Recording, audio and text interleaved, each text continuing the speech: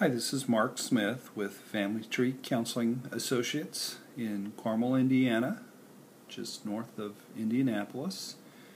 And I'm the author of Managing Abandonment Issues Through Recovery.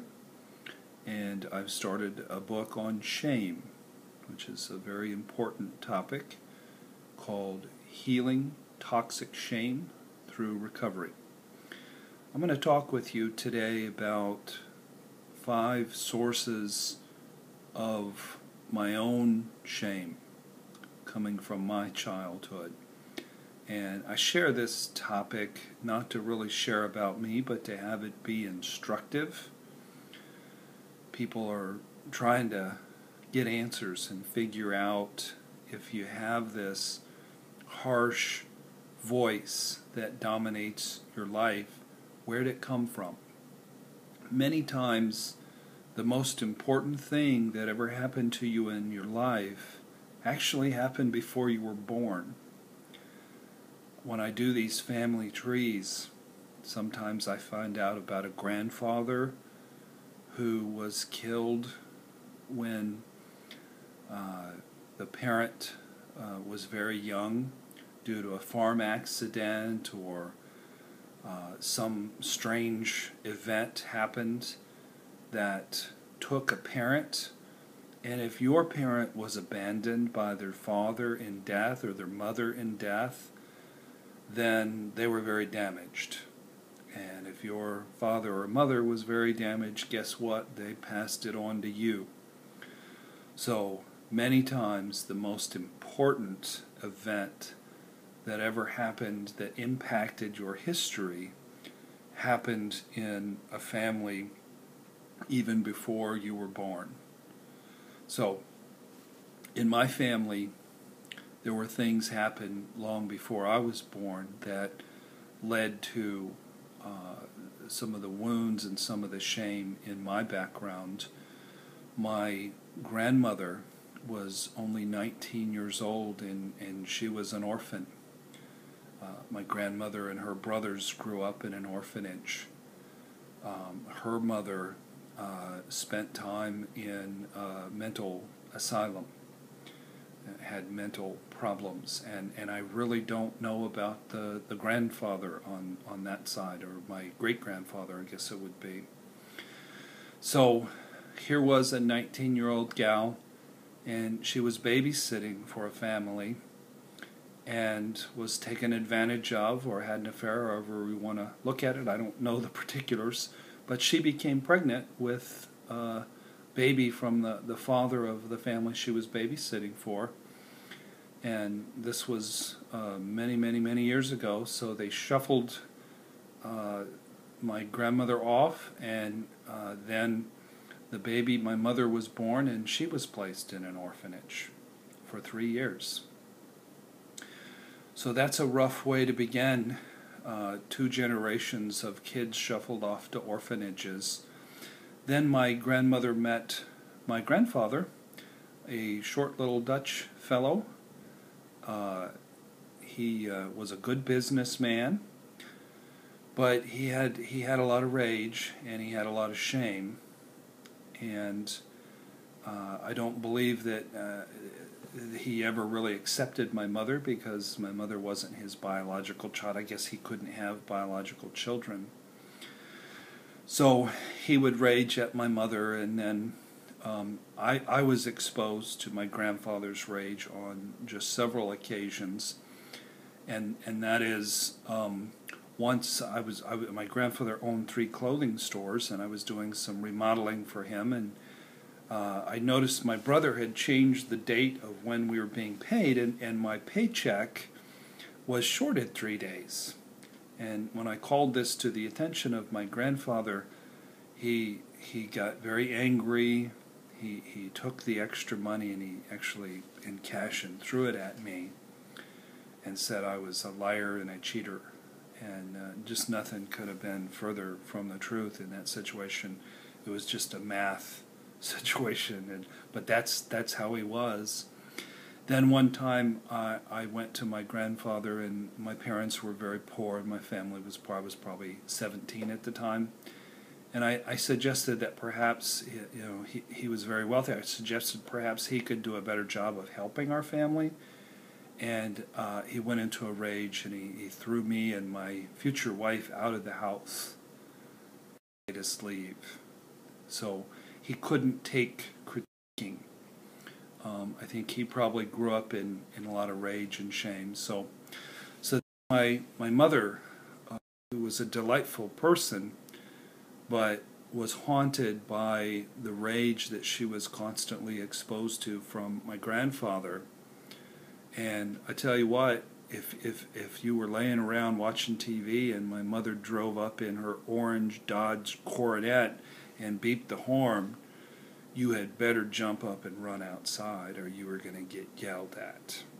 So my mother carried on the tradition of rage and shame and harshness. So the next event that comes to mind actually didn't come from a grandparent or a parent. It came from the school. It's something that I wrote about in my blog this past week. When I was in the 3rd grade, on my very first day of school, and I was the new kid. I was always the new kid because my father was in the Air Force, and we constantly would move every year and a half or so. So I remember the teacher's name. Her name was Mrs. Sowell, and she was an elderly woman with red hair. And I remember, for some reason back then, she would join us every day for lunch. She would sit there and eat her lunch, and she would drink, she called it vegetable juice. It wasn't vegetable juice, it was vegetable juice. But anyway, on the first day of class, I was, as boys do, I was fooling around with a pen and a ballpoint pen and taking it apart and sort of MacGyvering it a little bit. And the spring to that pen slipped out of my fingers, went across the way and hit a girl right in the head. And I didn't mean to do that. It was a complete and total accident. And she went crying to Mrs. Sowell. And then Mrs. Sowell came, and back then I had a whole full head of hair back in the 3rd grade, and she came up, she was standing behind me, she grabbed me by the head of the hair and just started shaking me like this and just shrieking why I was such a bad boy and why would I do such a thing to make this girl cry. And I was just mortified. It was not the way I wanted the school year to start. So I was crying and just covered in shame that I still am impacted to this day. You can have an experience as a child that it sort of brands shame onto your spirit to where you'll carry it the rest of your life. Another experience that I had when I was 17 years old, I shared in a previous video that poverty can contribute to shame. When it came time to get eyeglasses, I would many times try to pick the cheapest pair out because I was second oldest of 7 and I didn't want to take up resources from the other kids. My dad, as far as I can remember, had at least when I was around 2 new cars, and when I was 16 I wrecked one of them. It was a black Volkswagen Beetle, and then when I was 17 I wrecked the other one, and it was a yellow Honda Civic, and I missed a stop sign and I went through the intersection and ran into a car, and I believe the Honda was totaled. So afterwards, my father spoke with me. He didn't yell. My dad was a passive man, a codependent, but he cried. And seeing my father cry, it just devastated me. He wasn't trying to shame me, but I felt an overwhelming sense of badness and like I was a bad person. So I took a walk over to the what used to be St. Joan of Arc Catholic Church in Kokomo on J Street. They've since moved. And I tried to get in the door and it was locked, but I said a prayer and basically, I mean, I had a sort of a born-again experience, but it really wasn't about being born again. It wasn't about faith. It was about I needed relief from my shame because I felt like a bad person. I felt defective and awful, and it was this dark, heavy cloud of you're not good enough.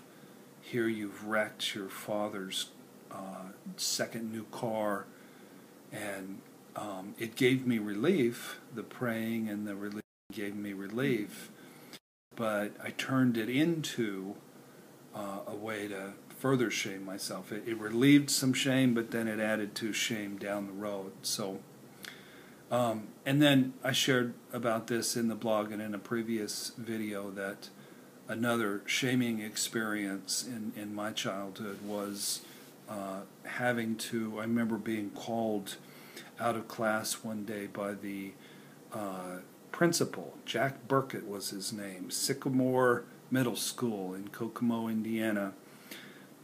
This was 1972, I'm sorry. And he informed me that our family was okay to receive free lunches, and I didn't know a thing about it. And I was just so ashamed about having the principal know that we were poor. And then you had to walk through the line. You didn't have a discreet little card that you could show them that said, hey, this person has free lunch, but let's not tell anybody. You had to actually say, hey, I've got free lunches. So there's a lot of things that can contribute to shame that can stay with your heart and stay with your spirit. And it's just anything that gives you the message you're different and you're not good enough. And I think we all have experiences like that we went through as children, no matter how well-meaning or even on some levels emotionally healthy that our parents are, they still can't protect you from getting cut from the basketball team or not making the cheerleading team or kids at school making fun of you. But understand this, that most shame doesn't come from the school. It comes from mom and dad. It gets passed down in families through generations. So I'm sharing these videos to try to sort of put the word out about shame and how it can really contribute to a lot of defensiveness and lack of communication in marriage. I think it's a major contributing factor in suicides. I think it's a major contributing factor in depression. So I'm trying to share about how shame can be harmful, and also through the recovery process. My next video, I'm going to discuss how you can recover from shame. So if you want further information about topics related to this and abandonment, affair recovery, men's issues, marital issues, I've got 5 ebooks for sale, available for download at our website, familytreecounseling.com. And if you could go, you can also sign up for our list, which you'll get 2 free ebooks, and then you'll get some emails that have lots of good stuff, lots of goodies, podcasts, videos, blogs from our staff. We have 12 counselors at our practice. So I hope that you've had your shame reduced as a result of the video, and I really thank you for watching.